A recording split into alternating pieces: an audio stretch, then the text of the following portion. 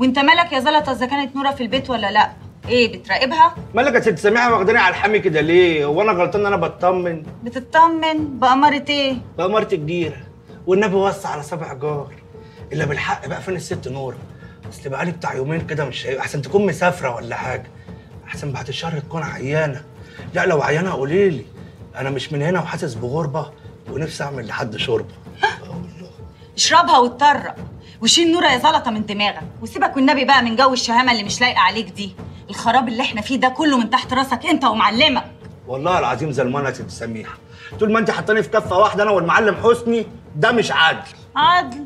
مش عدل ليه؟ ما انت ماشي وراه زي ضله، وكل مصيبه انت وراه فيها. والله العظيم جبر بيجبرنا يا ست سميحه، بس ربنا وحده اللي يعلم معزتك عندي عامله ازاي انت والست نوره.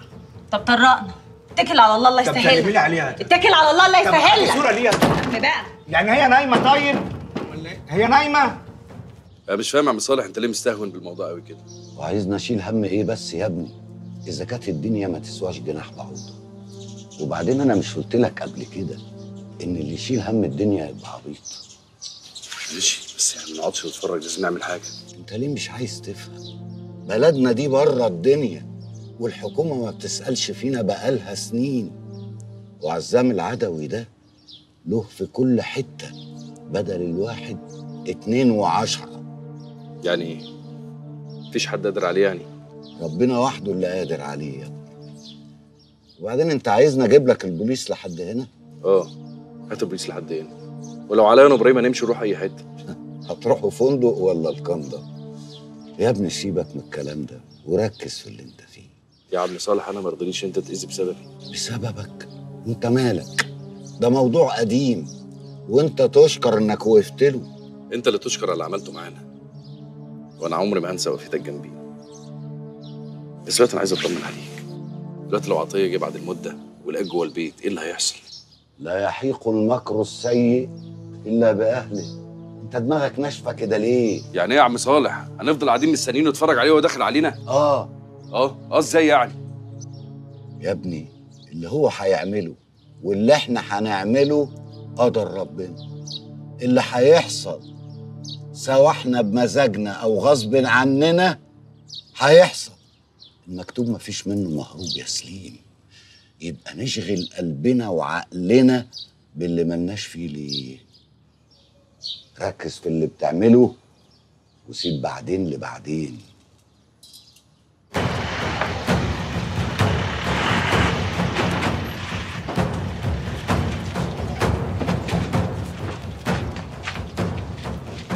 يا جدعان الناس ملمومه كده ليه؟ خد يالا. انت حسين البرعي؟ امر يا باشا. يلا يلا ايه؟ يلا ايه؟ طب يا باشا دول ما فتشتنيش يا باشا، انتوا ما فتشتونيش يا عم. ايه يا عم ايه على نفسك يا عم. بقول ايه يا معالي الباشا؟ لا مؤاخذه الواد ده واخدينه ليه؟ خليك في حالك يا عم حسني. بس لا مؤاخذه يا باشا الواد ده حبيبي ونفسي اطمن عليه. وحبيبك يا اخويا هو اللي سرق حاجات ابراهيم السني، وفي 4 شهود على الكلام ده، والنيابه امرنا بظبطه. معقول يا باشا؟ لا حول ولا قوه الا بالله. يلا الدنيا جرى فيها ايه يا جدعان؟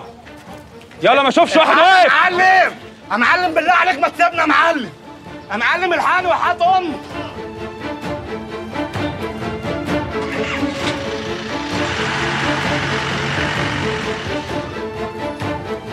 اخس عليك يا دنيا. بقى الواد الواطي ده يعمل كده في ابن حتته.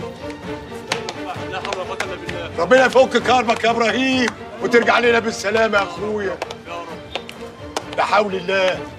دنيا كله فاني. انت بس مستغربه عشان لسه عارفه من قريب، بس انا متعوده منه على كده.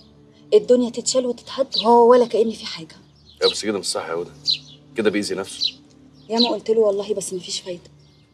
هو متعود من عطيه على كده. الغريبه بقى المره دي حكايه الجواز. غريبه بصراحه. مش غريب ولا حاجه. بعدين انت اي راجل يشوفك اكيد هيفكر ان هو يتقدم لك او يتجوزك. ما قلتليش بقى هتعمل ايه بالفيديو اللي معاك؟ مع اني ما اتعودتش اقول لحد اللي هعمله، بس هقول لك انت يا ستي. ايوه سميح. انت طمنيني، ايه الاخبار؟ بجد؟ خلاص مسكوه؟ مسكوه امتى؟ طب يا سميحة، انا هكلمك تاني يا سميحة، هكلمك.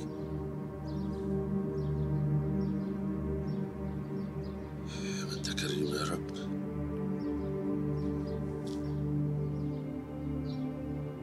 الو. ايوه زناتي. بص يا ابني، الهبهبه بتاعتك دي مش هتنفعك بحاجه. انا عندي 4 شهود بيقولوا ان انت سرقت العهده. في واحد شافك وانت داخل المستشفى، والتاني انت قلت له. في عمال كتير في المستشفى، لو واحد فيهم شهد ان شافك كده بقى موقفك هيبقى صعب قوي. ده غير المحلات اللي بره المستشفى. انا ممكن اجيب الكاميرات واشوف بقى الشرايط بتاعتها واعرف انت دخلت في اليوم ده ولا لا. احسن حاجه عشان تريح نفسك وتريحني تقول لي ايه اللي حصل بالظبط وتيجي معايا سكه. هحكي لك يا باشا على كل حاجه، وما دام حسن الضبع ان هو يجي على سكتي خليه يستحمل اذيتي. وانت بقى مطمن لفريده دي قوي كده؟ طبعا مطمن لها اكتر من نفسي كمان. للدرجه دي؟ ست ما تعرفيش يا هدى، انا فريده دي الوحيده اللي حبيتها في حياتي، وهي كمان بتحبني. مستني بس ربنا يكرمني كده ونطلع من المصيبه اللي احنا فيها، احاول نرجع تاني زي الاول. بس انت ما تعرفيش بعد اللي عملته معايا ده كبرت جوه قلبي ازاي. لولاها كانت الدنيا راحت في 60 داهيه. وعلى فكره انت كمان جدعه وعملت معايا واجب كبير قوي، عشان كده ربنا يكرمك ان شاء الله يرزقك بحد جدع يحبك وتحبيه. بس المره دي بقى عريس بجد، مش كده وكده زي ما احنا عملنا. يا ابراهيم وقفت المخبرين دي واقف كده ليه؟ يا باشا لا مؤاخذة، أنا أعمل كده ليه؟ إبراهيم ده حبيبي وصاحبي وابن حتتي، لا يمكن أذيه أبدا. انا اللي بسالك يا حسني، تفسر بايه الكلام اللي قاله زلطه؟ هو نفس الكلام اللي قاله ابراهيم. الله أعلم يا باشا، بس يمكن يعني إبراهيم لما اتزنق وحب ينجد نفسه قال الكلمتين دول، والواد زلطة لما عرف الكلمتين دول قالهم هم وارد برضه. يا سلام يا باشا لا مؤاخذة، في مثل بيقول الحرامي بشيلته. في شهود عند حضرتك تثبت الكلام ده؟ أنا تحت أمرك. وانت مش كان ليك عندي فلوس؟ طب ليه بس الإحراج ده يا باشا؟ ما تخلي الطبق مسطوع. هو اتزنق في قرشين كده واديتهم له، بس سددهم. سددهم؟ على داير مليم، أنا حقي خدته كاملا. بس الأذية ليها 1000 باب يا باشا، أنا أذيه ليه؟ في حاجة تانية عايز تضيفها يا حسني؟ حسبي الله ونعم الوكيل يا باشا في اللي ظلم الراجل الغلبان ده وبهدله هو وعيلته بالشكل ده. ربنا ينتقم منه. بس زي ما بقول لك يا باشا، انتوا ناويين تعملوا ايه مع ابراهيم؟ براءة مش كده؟ الله أعلم. ربنا يستر. ايوه زناتي. مبروك يا نجم، ولا نقول كفاره؟ اظن انا كده عملت اللي عليا. زلطه لبس والنيابه شالت اسمك من القضيه خلاص. ان الاوان بقى يا شبح انت كمان تعمل اللي عليك. عروستنا الحلوه تروح على بيت جوزها. ها جاهز تنفذ الليله؟ جاهز. اجيبهولك فين وامتى؟ بس اعمل حسابك تسلمني اختي في حضني هسلمك سليم. مش هحط صباعي تحت ضرسك. سلمت صباعك يا حبيبي. اسمعني كده بقى كويس عشان اقول لك هنعمل ايه. ولو على عروسه اسلمها لك، بس اعمل حسابك مش زنات اللي اتكرت على قفاه. يعني اي دقه نقص اعرف اجيبك انت وهي حتى لو في بطن امك. عارف يا زناتي، وشفت انت عملت ايه في الظابط اللي قد الدنيا. يا بالك انا بقى هتعمل فيا ايه؟ ما تخافش يا زناتي، انا عارف مصلحتي فين. بس انت قول لي بس عايز نعمل ايه بالظبط.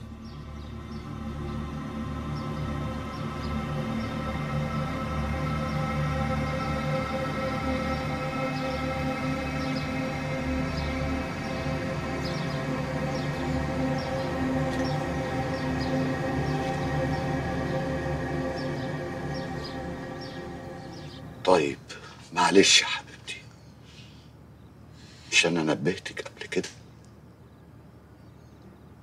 انا ما حسيتش بنفسي. وانا كمان غصب عني. انا اول مرة احس الاحساس ده في حياتي. يا حبيبتي، أول مرة. كبرت يا هدى وبقى في أول مرة، بس أكيد مش هتبقى آخر مرة.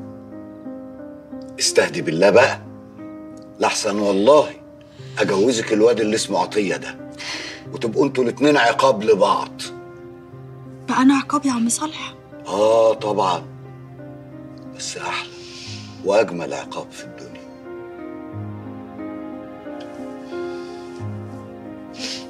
حضرتك ناوي تعمل ايه معايا؟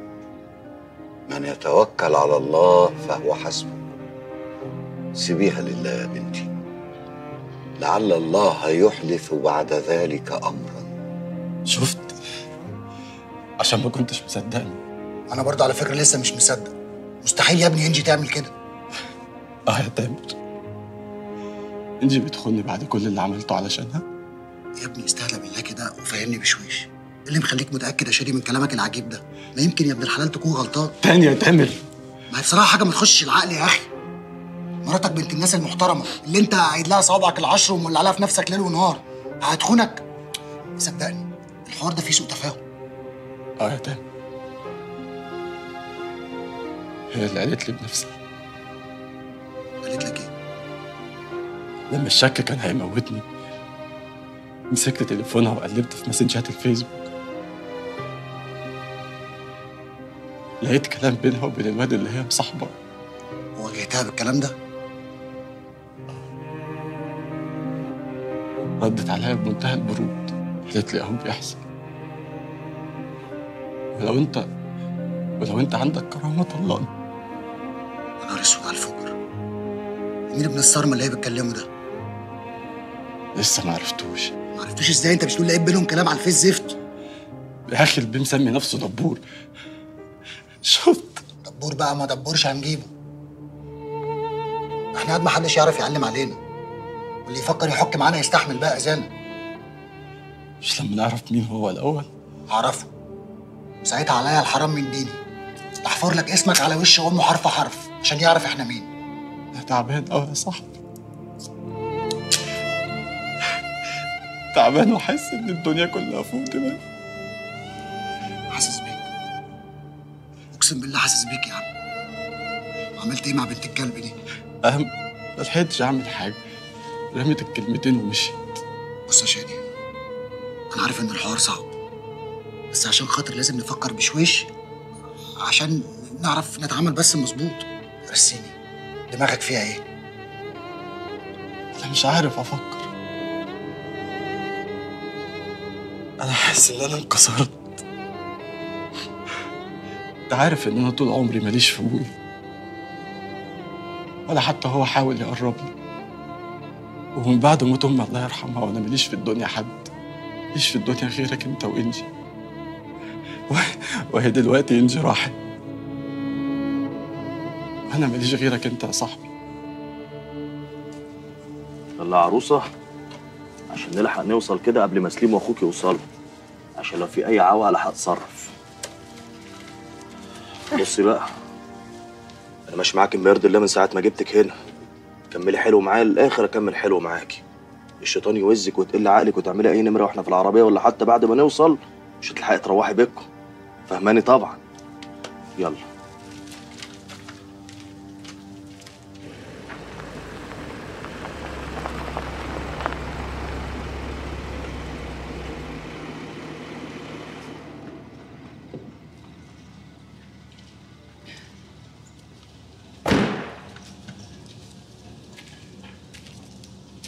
مساء الخير يا انسه فريده.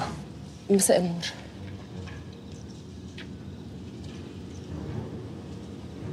يا ترى ايه بقى الحاجه الخطيره اللي انت جايبانا عشانها في منطقه مقطوعه زي دي؟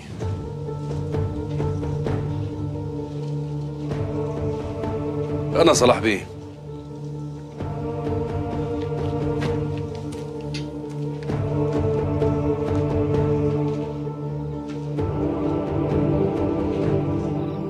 مش كنا رحنا معاه يا ابني بدل ما سيبناه يروح لوحده كده؟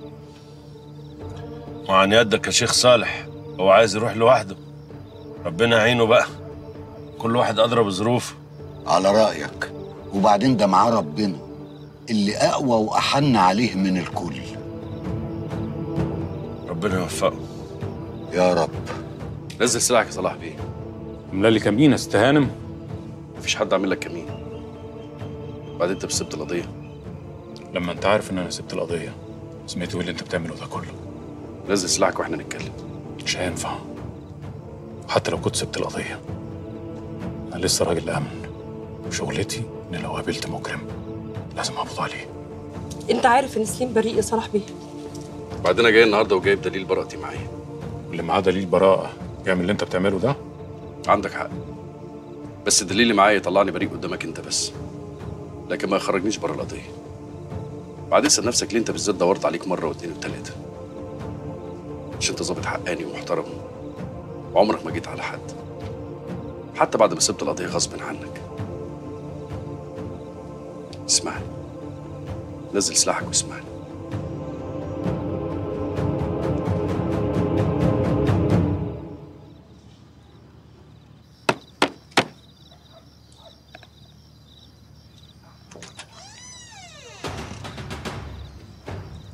ابوكي فين يا هدى؟ مش هنا. ويا ترى انت لوحدك ولا سايب لك حد من الرجاله اللي كانوا معاه عشان يونسك؟ لم لسانك يا عطيه. كده ماشي. قسما بالله انت ما كان ليك الا ابو مصعب، هو اللي يعرف يشكمك. طب يلا انجز بقى بدل ما اهبش فيك. شكلك لوحدك صحيح. حضرة الناظر هرب وسابك ولا ايه؟ عشان عارف ان احنا عمرنا ما نتعدى على حرمه لوحدها. الشيخ صالح ابو فضه ما يهربش ولا حتى من الموت. هو راح مشوار وسابني عشان عارف ان انا ب10 رجاله من عينتك انت واللي معاك. عيل الكلام يا هدى.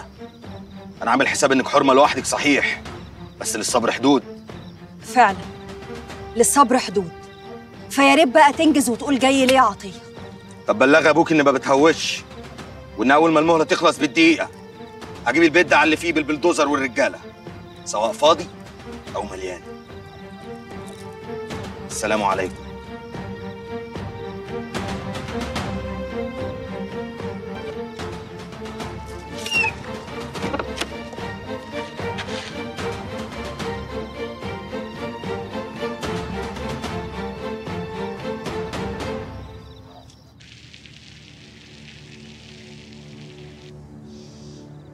صدقتني؟ بس الفيديو ده بيقول ان تامر ابو المجد هو اللي قتل البنت، لكن ما بيقولش مين اللي قتل زياد. عشان كده ما وديتوش النيابه وجيت لك بيه، عشان النيابه عايزه دليل واضح. مش فاهم تقصد ايه؟ قصدي انك بعد ما شفت الفيديو ده اكيد مش مكدبني، وان زياد صور تامر بعد ما خبط البيت، وجالي بعديها رحت امسك الواد موته زياد ولبسوها لي انا وهو عشان احنا الوحيدين اللي عارفين. مجرد كلام نظري. انت عارفهم كويس واتعاملت معاهم كتير، وعارف ان هم ما بيرحموش وديهم طايله. دول حتى بعدوك على القضيه عشان ما مشيتش على هواهم وعملت اللي هم عايزينه. بس انا ما افتكرش ان لطفي والمجد يعمل ده كله لوحده. ما هوش لوحده، لطفي ونشأت وحماد وتميم وزناتي ويعلم مين كمان معاهم. انت عايز مني يا سليم، خصوصا انك عارف ان انا سبت القضيه. عايزك تصدقني عشان مفيش غيرك دلوقتي اثق فيه. وافرض صدقتك هتفرق معاك؟ هتفرق، على الاقل انا وانت نبقى في خندق واحد.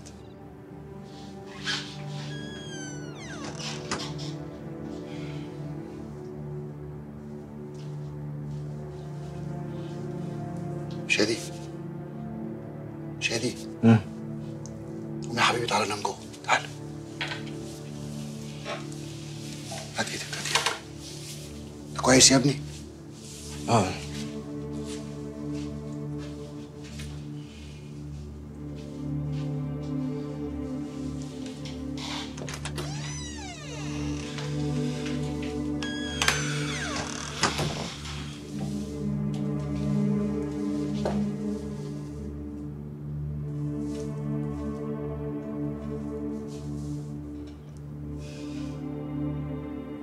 رامي ازيك؟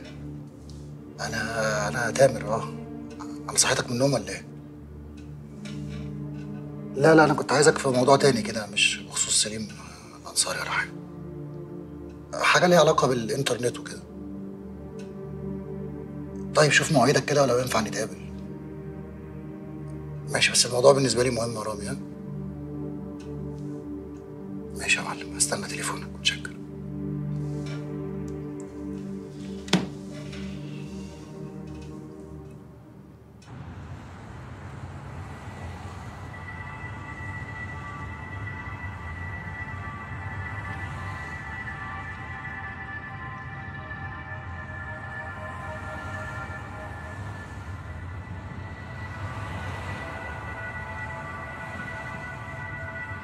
هو ده كل اللي حصل يا عم صالح. ربنا يا ابني يضلل بستره علينا ويجعل ايده فوق ايدينا ان شاء الله. وما رميت اذ رميت ولكن الله رمى. خليها في بالك على طول يا ابني. ربنا يسترها ان شاء الله. يلا بينا نطلع بقى على المشوار بتاع ابراهيم. معلش يا ابراهيم عطلناك. لا ولا يهمك يا سليم بيه، احنا يا دوبك نحصلك. اخت رزق انا مش عايز اسمع لك صوت. اخوك اتاخر وده مش كويس لا عشانك ولا عشانه. دلوقتي يجي ابراهيم لا يمكن يسيبني في المصيبه دي ابدا. طب ركزي معايا كده عشان نعرف هنعمل ايه بالظبط. اخوك بسلامته طلع حويط، وعشان يضمن ان ما لعبش معاه الدنيئه هيدخل هو الاول وراس ليه. احنا بقى نعمل ايه؟ هنطلع احوط منه. اول ما يجوا نشوفهم استخبي انت كده، وانت ابراهيم اول ما يشوفك هيجري عليكي وياخدك ويمشي. وبعدين ولا قبلين بقى هو هيجري عليكي ياخدك، وانا مني لسليم الانصاري